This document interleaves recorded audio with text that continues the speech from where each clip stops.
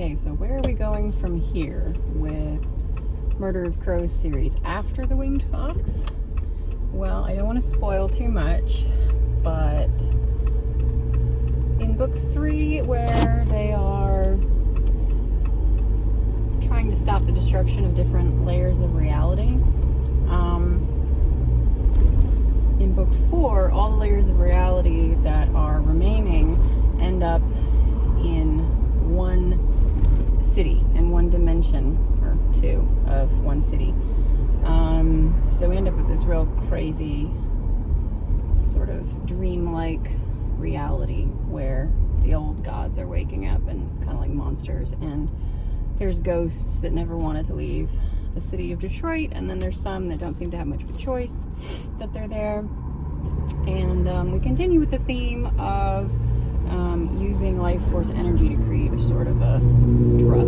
So I don't really know why that turned into 3 out of the 4 books having something to do with creating a drug out of like sucking someone's soul out of their body, but or draining their life force energy. But that's where it ended up. So in book 4, we also have the different dynamic of people trying, or the old gods trying to reach through from the dead dimension of ghosts to the land of the living.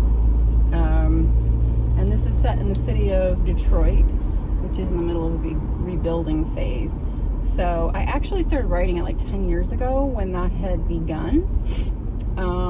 But it needed quite a bit of updating because in the last 10 years, like at one point I had the old train station depot, which was a famous ruin-porn adventure site for people to go like spelunking or exploring. And Ford actually bought it and turned it into a new headquarters for their allegedly younger workforce that they were trying to attract.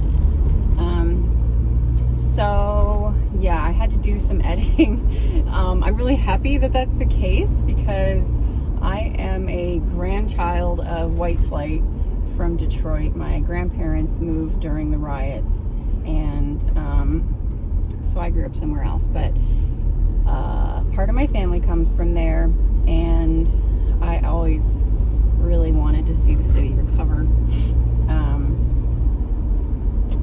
So, for example, I set the main character in a house on a street where half of the houses are torn down or abandoned, and had mentioned that there were just, new condos and restaurants going in downtown.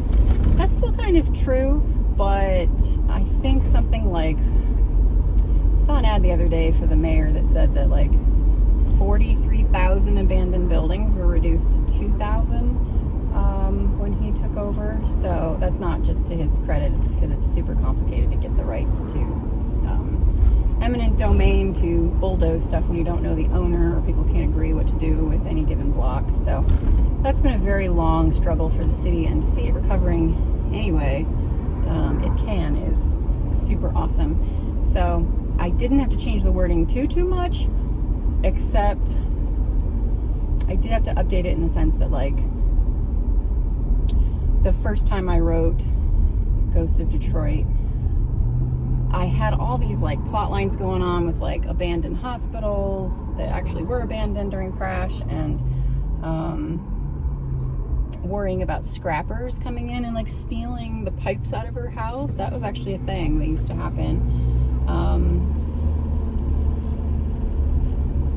But honestly, besides living the city, I love how quiet it is. You can see it when I open the book. It actually starts with saying something about how nice it is that Detroit is still a city where a woman can stop and think. That is quiet enough. So,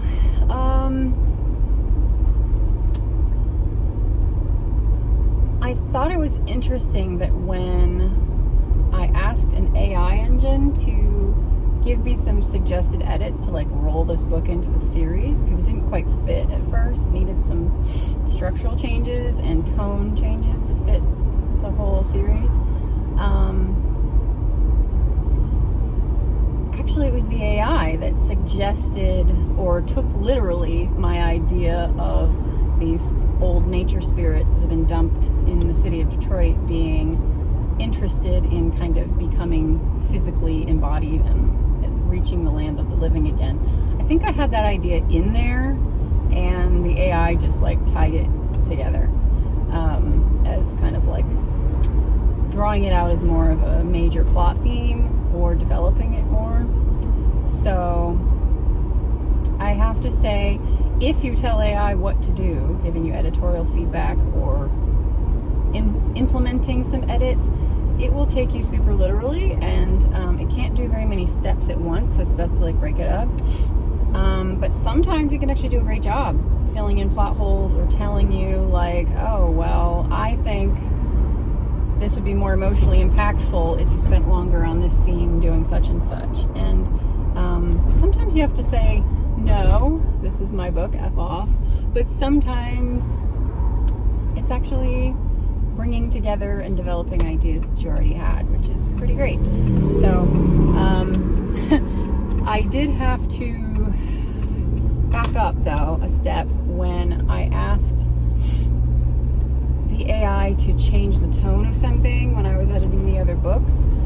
And in order to be more dramatic or whimsical or something, or appreciate the beauty of nature, I don't remember what I told it to do, but it basically interpreted that as, oh, you want a metaphor every 3 sentences. And I was like, oh boy, what did you just do to my manuscript? So yeah, I'm still learning how to use it as a tool. I actually am and was a professional editor, so I've got the skill to be able to evaluate, like, is it doing a good job or not? What did it do? Why did it delete that plot line? How come it goes rogue and makes its own decisions?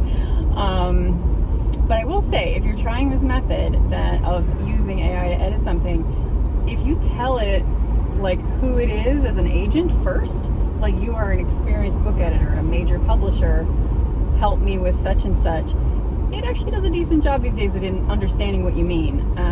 So you can start there. Anyway, Ghost of Detroit should be out in the spring of 2026.